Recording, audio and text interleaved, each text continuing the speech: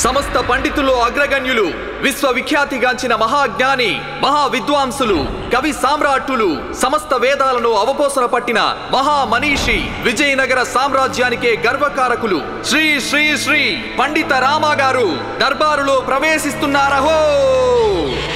పండిత రామ గారికి జై! పండిత రామ గారికి జై!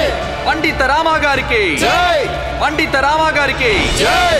పండిత రామ గారికి జై! పండిత రామ గారికి జై! పండిత రామ గారికి జై!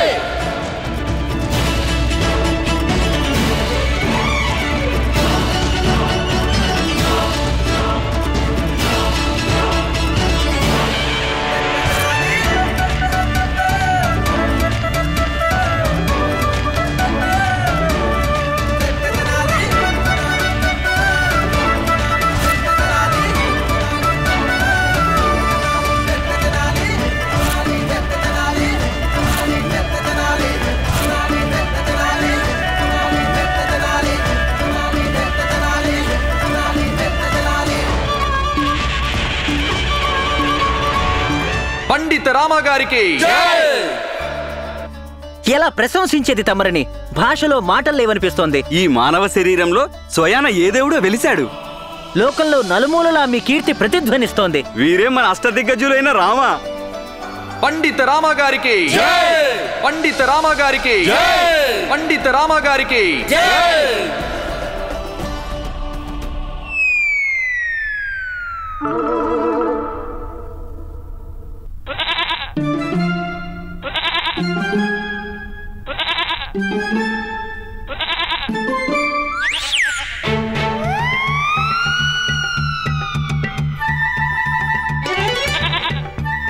రామా, నన్ను రక్షించవా? నీ బంధువుని రక్షించు రామా. అయ్యో కుంభకర్ణుడి తమ్ముడా, లేముందు నా గురించి ఆలోచించవా నువ్వు? ఈ మేక నన్ను నమిలి మింగేశాక రక్షిస్తావా ఏంటి? ఆ కంఠం రాముడి పిలకది. దాని పేరు బంధువు. దాని మాటలు కేవలం రాముడికే వినపడతాయి. రాముడేదైనా ఇరకాటంలో పడబోతుంటే హెచ్చరించడం దాని అలవాటు. మరో 2 క్షణాలు ఆలస్యమై ఉంటే నేను ఈ పాటికి ఆకలి మీద నా మేక పొట్టలకు చేరేవాణ్ణి. ఎప్పుడు ఏది ఎలా జరగాలో దేవుడు ముందే రాసుంచాడు. జరగరానిది జరగలేదు కదా, నీకు దుఃఖం ఎందుకు? నీ కండగా ఈ మహాకవి ఉన్నాడు బంధువు. నా నెత్తిన హాయిగా ఉన్నదానివి నిన్ను ఎవ్వరూ చంపలేరు. కానీ రామా, సర్లే వదిలే, బాగా ఆకలేస్తుంది. ఆకలేస్తుందా? మరి చేయి చాచి ఆ మామిడి పండు తుంచుకోవచ్చు కదా రామా. ఏ మాటలవి? అది ప్రకృతికి అవమానం కదా. ప్రకృతిని అవమానించడమా? అంతే కదా మరి. ప్రకృతి నియమం నీకు తెలీదా బంధు? ప్రతి జీవితానికి ఓ అంతం ఉంటుంది. ఈ మామిడి పండు రూపం చూస్తుంటే నాకు తెలిసిపోయింది, చెట్టు మీదనే దీని జీవితం పూర్తయింది. ఇది స్వయంగా వచ్చి నా వల్లనే పడిపోతుంది. అంటే ప్రకృతి మాత స్వయంగా తలపెట్టిన పనిది. దీనికోసం నేనెందుకు శ్రమ పడాలి చెప్పు? నీలాంటి సోమరిపోతూ దిక్కుమాలిన వ్యక్తికి పిలకగా ఉన్నానే, నా కర్మ. సిగ్గు సిగ్గు. సిగ్గుపడాల్సింది నేను. ఓ మహారాజు గారింట రాజకుమారుల్లో పుట్టవలసిన వాడిని నేను. కానీ పుట్టింది ఎక్కడా? తెనాలనే ఊరిలో, అది గొర్రెల మధ్యలో. అసలు ఇది న్యాయమేనా? సరే వదిలే, కాసేపు నేను విశ్రాంతి తీసుకోవాలి. మహాత్ములు, మహితాత్ములు, మహా పండితులు, సుప్రసిద్ధ జ్యోతిషాచార్యులు, ఆచార్యుల్లో అగ్రగణ్యులు, వీరు నేరుగా భగవంతునితో మాట్లాడగలరు. దేవలోకంలో అందరూ వీరినే కొనియాడుతారు. వీరి ప్రతి పని అందరికీ దిగ్భ్రాంతిని కలిగిస్తుంది. దర్శన భాగ్యాన్ని ప్రసాదిస్తున్నారు మన ప్రియతమ మహాచార్యులు తాతాచార్యులు.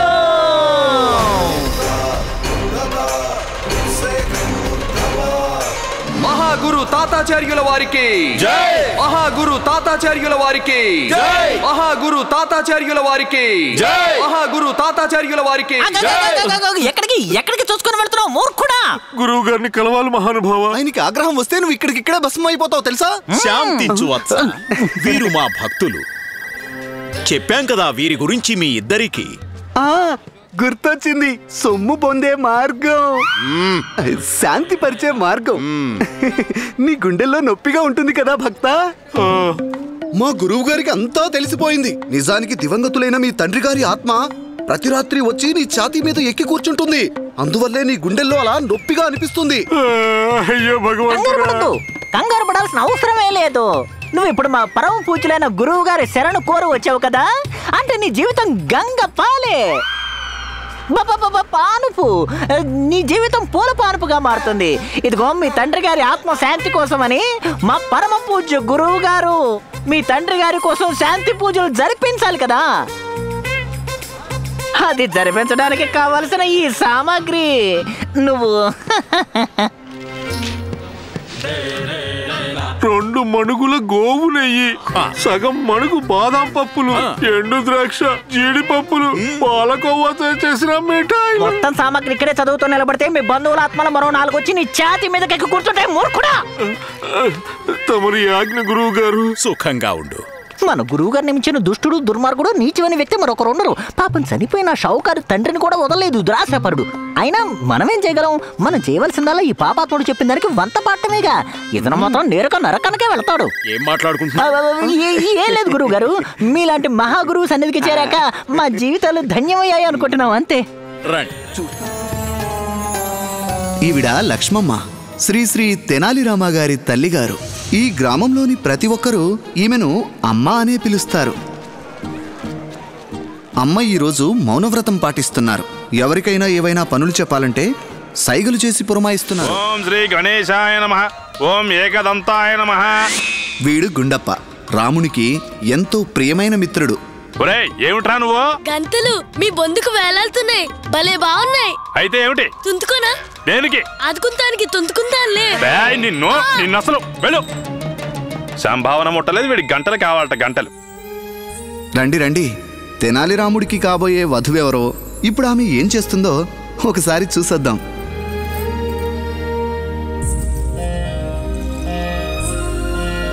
ఈవిడ పేరు శారద, రాముడి చిన్ననాటి నేస్తం. ఇలా చూడండి బాబు, ఓ పని చేస్తారా? ఈ కూరగాయల్లో బాగా వాడిపోయి ముదిరిపోయి పనికిరానివిగా ఉన్నాయో వాటిని కొంచెం ఈ సంచిలో నింపుతారా? కొంచెం త్వరగా కానివ్వండి బాబు, ఎందుకంటే నా దగ్గర ఎక్కువ సమయం లేదు.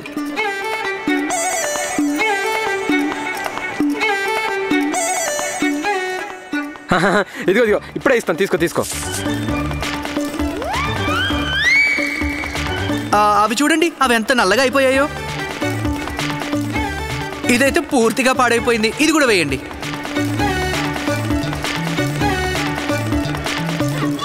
ఇదిగో తీసుకోండి, మీరు అడిగిన పనికి రాని వాడిపోయిన కూరగాయలు. చాలా బాగుంది. ఇప్పుడు ఇంకో పని చేయండి, ఈ సంచిని అక్కడ పక్కన పెట్టి ఈ కూరగాయల్లో ఏవైతే తాజాగా లేతగా బాగున్నాయో వాటి ధర ఎంతో చెప్పండి. మహాగురు తాతాచార్యుల వారికి, మహాగురు తాతాచార్యుల వారికి, మహాగురు తాతాచార్యుల వారికి. వెళ్ళు, నీ కూరగాయలు అమ్మేదే లేదు, వెళ్ళు. అరే, అలాగెలాగా అమ్మనంటావు? నేను కూరగాయలు తీసుకునే వెళ్తాను. అలాగా? నువ్వు ఎలా తీసుకెళ్తావో నేను చూస్తాను. ఏది కొంచెం సాక్షి చూపించు. అలాగా? అంత మాట అనేసావా?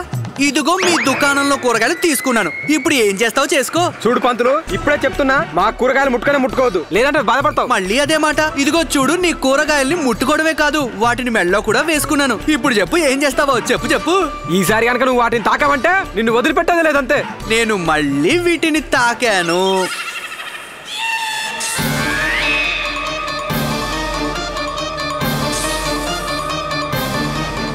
మహాగురు తాతాచార్యుల వారికి, మహాగురు తాతాచార్యుల వారికి.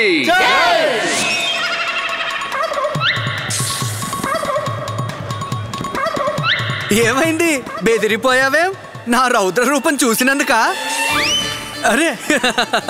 అరే ఆయనకి ఏమైందంటారు? అయ్యో మీరేనా చెప్పండి. అయ్యో పడిపోయారేమిటి? నేను సాయం చేస్తాను, ఉండండి. అయ్యో, ఎందుకలా నన్ను చూసి పారిపోతున్నారు? ఏమైందండి మీకు? మహాగురు తాతాచార్యుల వారికి, మహాగురు తాతాచార్యుల వారికి, మహాగురు తాతాచార్యుల వారికి, మహాగురు తాతాచార్యుల వారికి.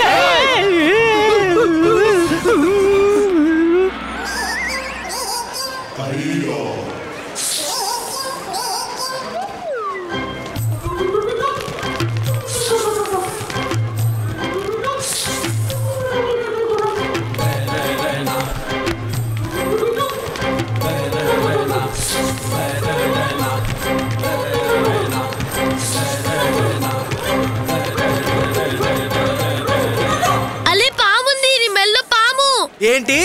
అలే పాముంది, నీ మెల్లో పాముంది. పాముందా?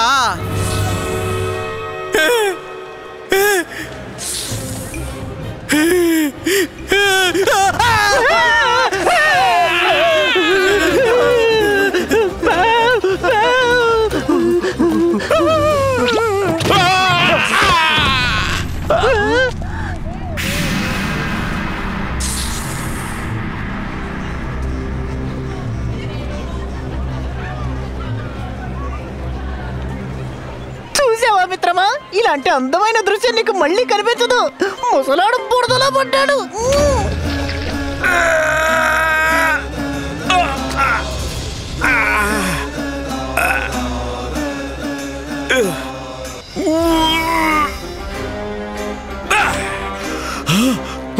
నేను సాయం చేస్తాను. వెళ్ళవతలకి దుర్మార్గుడా! నీ ఆకతాయి పనులు ఎవరితో చేశావో నీకు తెలుసా అసలు? క్షమించాలి మహానుభావ, నేనేమీ కావాలని చేయలేదు. నీకేమాత్రం తెలిసినట్టు లేదు. నీ ఎదురుగా నిలుచున్నది ఎవరు?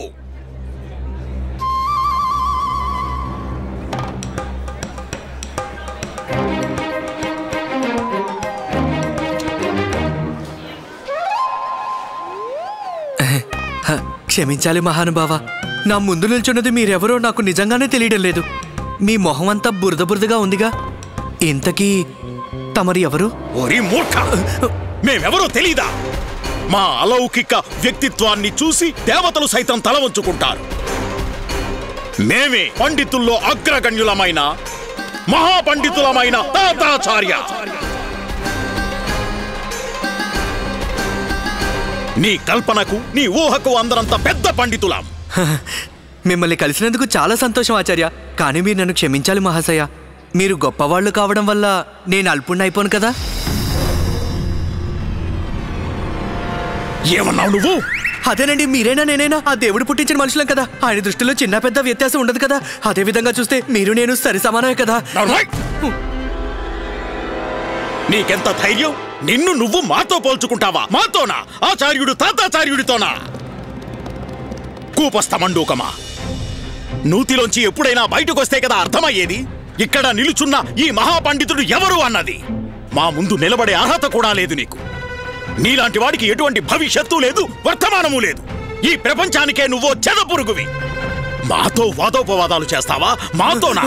మహారాజా శ్రీకృష్ణదేవరాయల వారి పురోహితులం మేము. త్రికాల జ్ఞానులం, మహాపండితులం. మరి నువ్వో ఏదీ కాదు, ఎవరూ కాదు.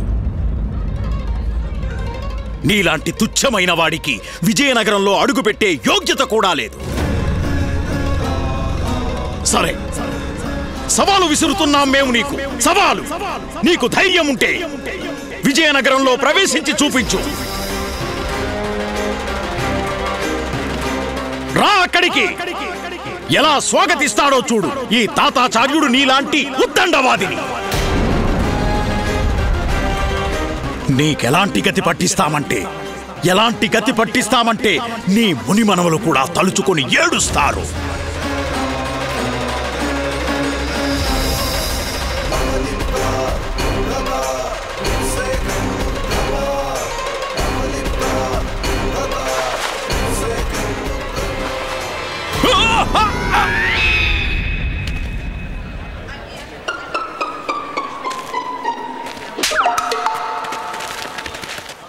మీ ఆహ్వానానికి ధన్యవాదాలు మహాశయ.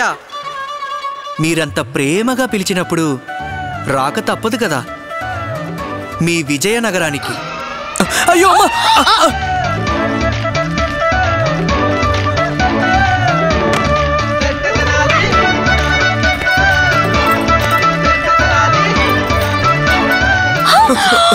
అయ్యో అమ్మ, ఏంటి నువ్వు?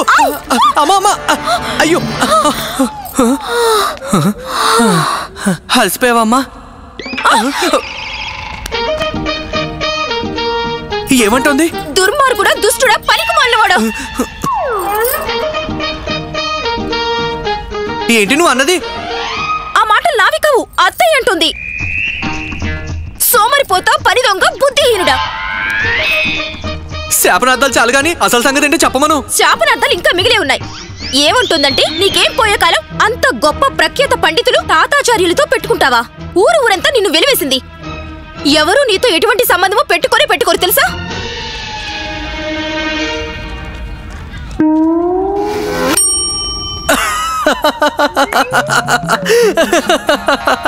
సిగ్గు లేకుండా నవ్వుతున్నదమ్మా.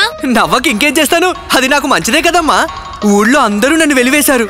అందరి దగ్గర నేను అప్పులు చేశాను కదా, వాళ్ళల్లో ఎవరు బాకీ కట్టమని నా దరిదాపుల్లో కూడా రారు.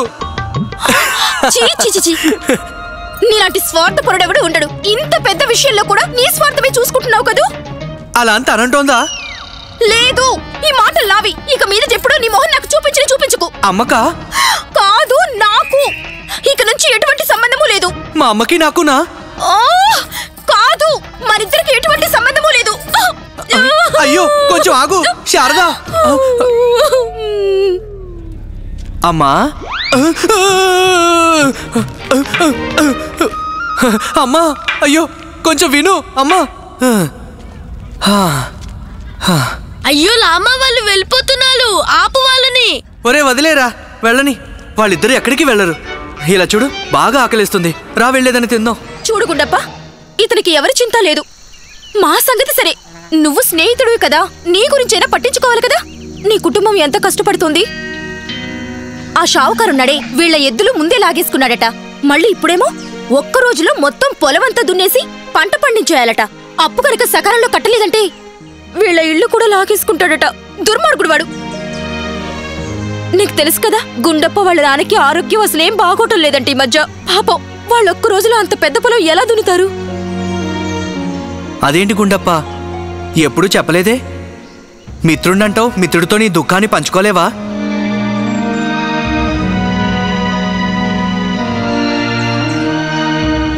ఏముంది నీ చేతిలో? బంగారు నాణం. ఇప్పుడు మా దగ్గర ఇదొక్కతే మిగిలింది లామా. అలాగా? నా చేతికి వా నాణాన్ని. పాపం వాడికి సాయం చేయడం పోయి ఒకే ఒక్క బంగారు నాణెం ఉంటే అది కూడా లాగేసుకున్నావా? ఓరి భగవంతుడా, నన్నెత్తుకుపో. ఈ లోకం నుంచి నన్నెత్తుకుపో.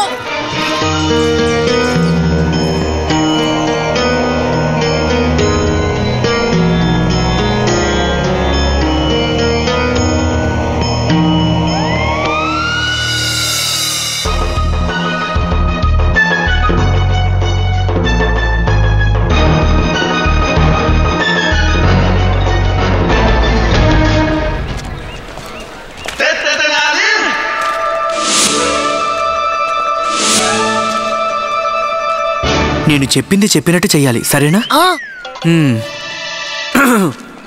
నేను చెప్తుంది ఏంటంటే గుండప్ప, మనకు మంచి రోజులు వచ్చాయి కదా, పనిలో పనిగా ఇంటి రూపురేఖలు మార్చేసుకుందాం. దాన్ని పడగొట్టి కొత్తగా పెద్ద ఇల్లు కట్టించుకుందాం. అచ్చు మన ఆ షావుకార్ గారి ఇంటిలాగే విశాలంగా పెద్ద ఇల్లు. ఏమంటావ్? అవును, నిజమే. అమ్మ ఎప్పుడు అంటూ ఉంటుంది, ఎక్కడికైనా వెళ్ళి రావాలంటే కాళ్ళు నొప్పెడతాయని. అందుకే తన కోసం నేను 4 గుర్రాల రథం తయారు చేస్తున్నాను. దానికి సారథిని కూడా మాట్లాడుకున్నాను. కొంచెం ఎక్కువైంది కానీ బాగా పనిచేస్తుంది. కానీ అన్నట్టు గుండప్ప, నేను నీకు ఇందాక ఒక సంచి ఇచ్చాను పదిలంగా ఉంచమని. అది జాగ్రత్తగానే ఉంది కదా? ఇందులో ఉంది.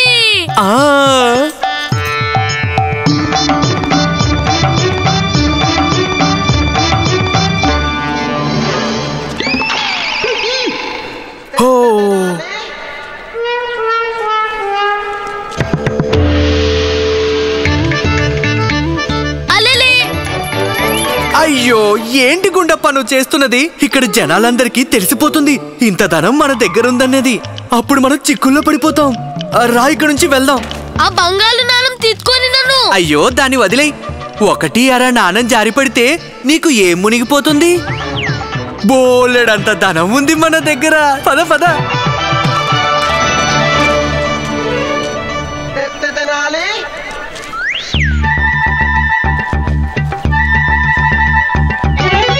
నిజంగా స్వర్ణమే.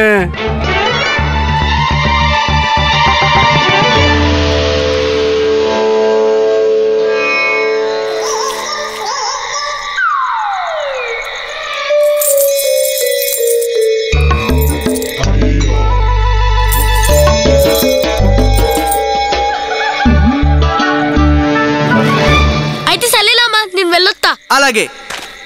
అన్నట్టు లామా, నువ్వు చెప్పనే లేదు నీ దగ్గర ఇంత ధనం ఉందని. ఎక్కడి నుంచి వచ్చింది? నీకు అసలు విషయం తెలీదు, కానీ ఊరి బయట మీ పొలంలో పెద్ద పెద్ద లంక బిందెలు పాతి పెట్టారు. ఏంది నువ్వు చెప్తున్నది? మా నాన్నగారి పొలంలో లంక బిందెలు దాచించాలా? మరి ఇంకేమనుకున్నావు? ఇవాళ అదను చూసుకుని నేను బంగారు నాణేలున్న బిందెలు తెచ్చుకున్నాను. రవ్వలున్న బిందెలు రేపు వెళ్ళి తెచ్చుకుంటాను. అందులో సగం నాది, సగం మీ నాన్నగారిది. కానీ నువ్వు మాత్రం జాగ్రత్తగా ఉండాలి. ఇంకెవ్వరూ ఈ నిధి గురించి పసిగట్టకూడదు. లేదంటే వాళ్ళు మనకంటే ముందు అక్కడికి వెళ్ళి నిధి కోసం ఆ పొలమంతా దున్నేస్తారేమో. ఆ పొలమంతా దున్నితేనే కదా ఆ నిధి ఎవరికన్నా దొరికేది. అర్థమైంది కదా?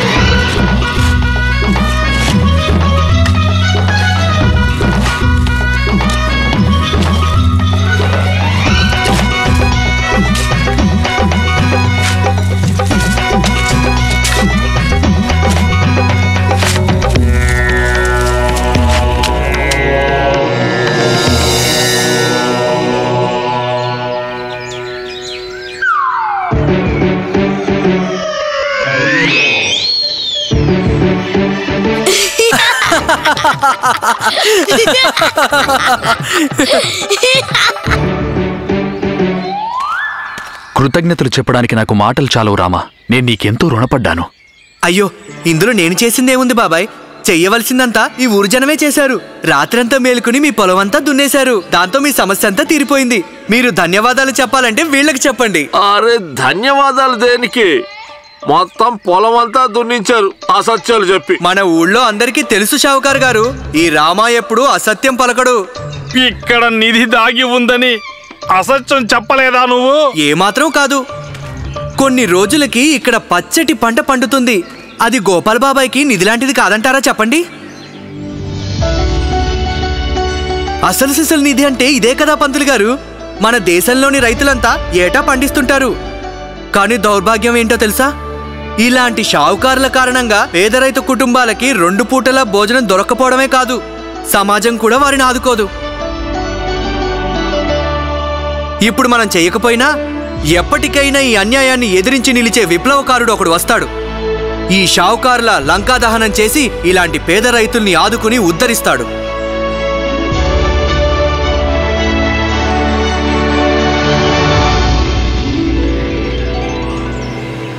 సరే అయితే, బాగా అలసిపోయాను. ఇప్పుడు నాకు కొంచెం విశ్రాంతి అవసరం. అమ్మా, నువ్వు ఇక్కడేం చేస్తున్నావు?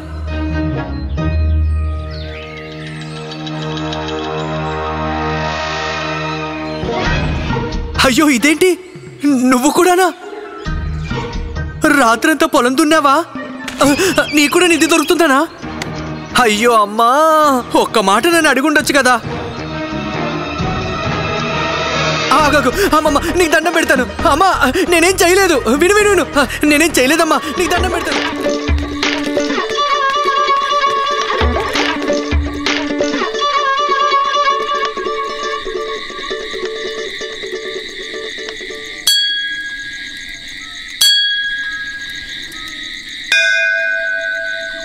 జై మహాకాళి. అమ్మా కాళీమాత, నువ్వు సకల జగత్తుకి అమ్మవి. మనస్ఫూర్తిగా నీకు నేను నమస్కరిస్తున్నాను. అయినా నీకు తెలియందేముందని? ఇక్కడ నీ సన్నిధికి నేను ఎందుకు వచ్చానో నీకు తెలుసు. నేను నిన్ను ప్రసన్నం చేసుకోవాలని వచ్చాను. నాపై దయచూడు తల్లి. నా సర్వస్వాన్ని నీకు సమర్పించుకోవాలని వచ్చాను. ఇందులో ఏదైనా తప్పొప్పులు జరిగితే నువ్వు నన్ను క్షమించాలి మాత. జై మహాకాళి.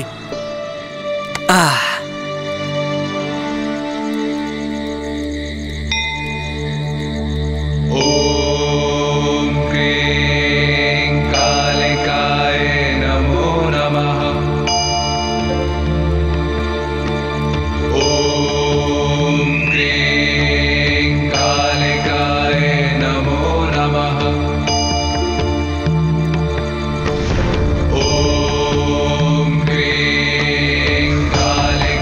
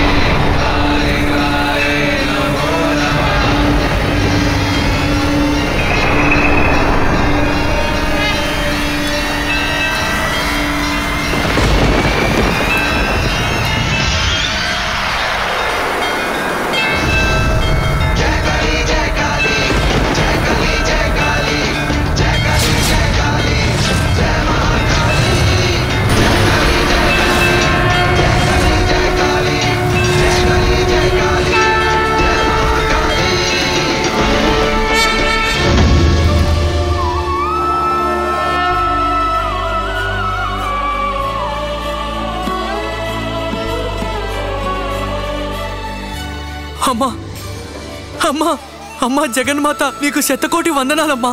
చిరంజీవ,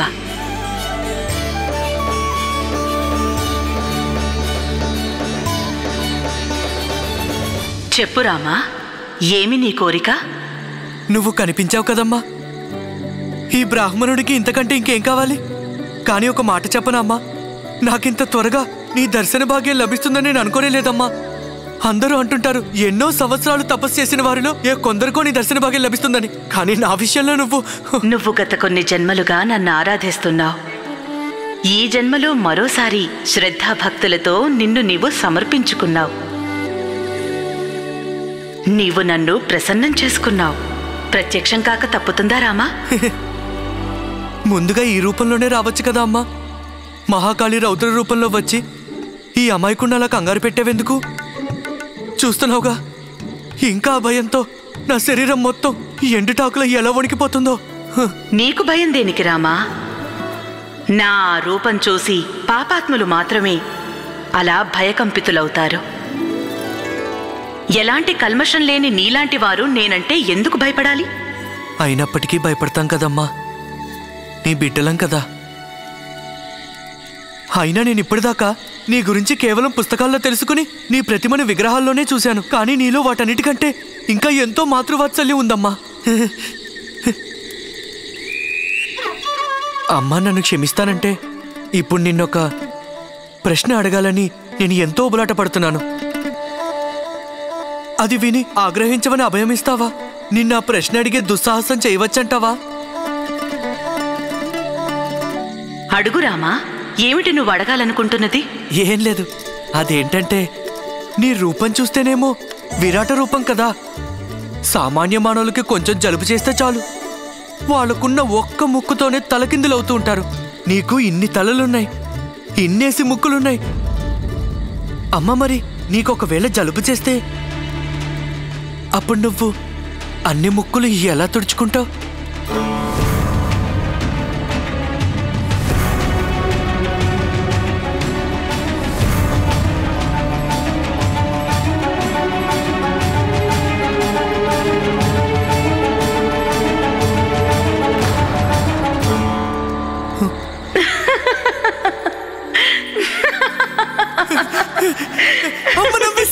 అమ్మ నవ్వేసింది. ధన్యుణ్ణమ్మా, ధన్యుణ్ణి. అమ్మా, నేను అనుకోని సృష్టిలో ఇంతటి సౌభాగ్యం ఇంకెవరికీ తగ్గి ఉండదు. నిన్ను సాక్షాత్కరించుకుని ఇలా నవ్వుతూ చూడగలిగానమ్మా. ఇలాంటి చిలిపి ప్రశ్నలకు ఎలా సమాధానం ఇవ్వను రామా? ఇలాంటి ప్రశ్నలు కేవలం నీలాంటి కపటం లేని ఏ పాపము ఎరుగని భక్తుడే అడగగలడు. అయినా అలాంటి ఇబ్బంది గురించి నేనెప్పుడూ ఆలోచించలేదు.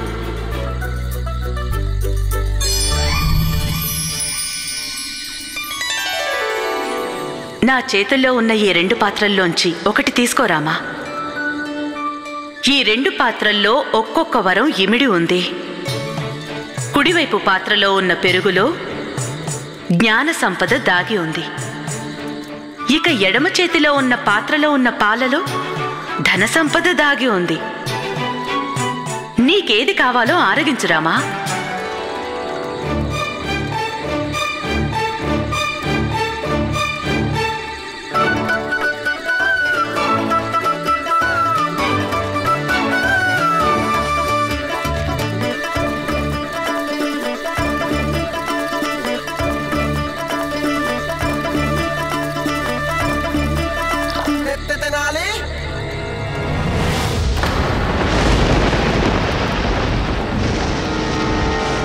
రామా,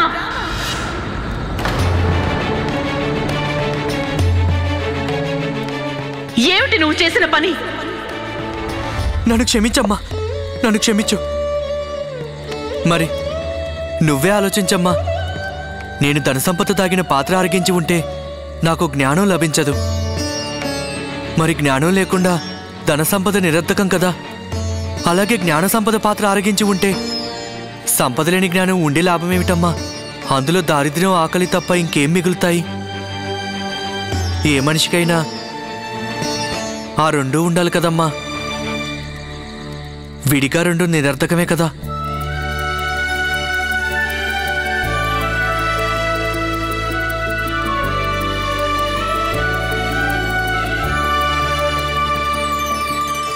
నువ్వు చాలా చతురుడివి రామా.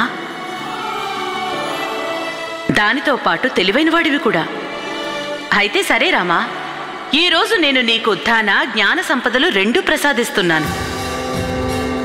సమస్త వేదాల పాండిత్యం, ఉపనిషత్ శాస్త్రాల జ్ఞానం నీకిస్తున్నాను. జీవితాంతం వైభవం, ఐశ్వర్యం నీకు తోడుగా నిలుస్తాయి. రానున్న రోజుల్లో తెనాలి గ్రామం నీ వల్లే ప్రసిద్ధికెక్కుతుంది. వెళ్ళిరా రామా, నా అండదండలు ఎప్పటికీ నీకుంటాయి.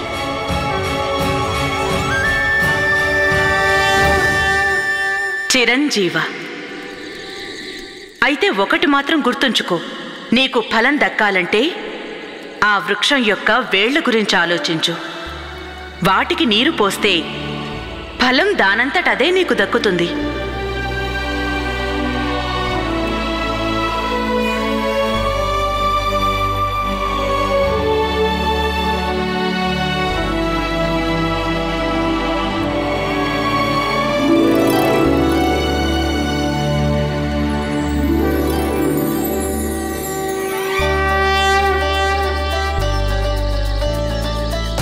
సమస్త వేదాల పాండిత్యం, ఉపనిషత్ శాస్త్రాల జ్ఞానం నీకిస్తున్నాను. జీవితాంతం వైభవం, ఐశ్వర్యం నీకు తోడుగా నిలుస్తాయి. తెనాలి గ్రామం నీ వల్లే ప్రసిద్ధికెక్కుతుంది.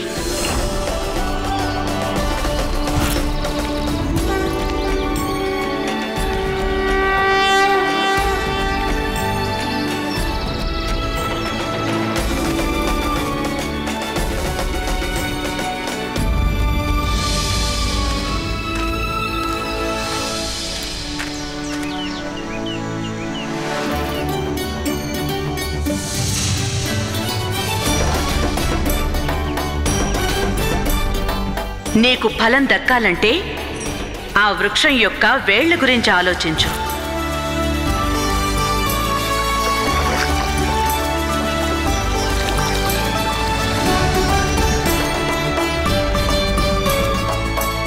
వాటికి నీరు పోస్తే ఫలం దానంతటదే నీకు దక్కుతుంది.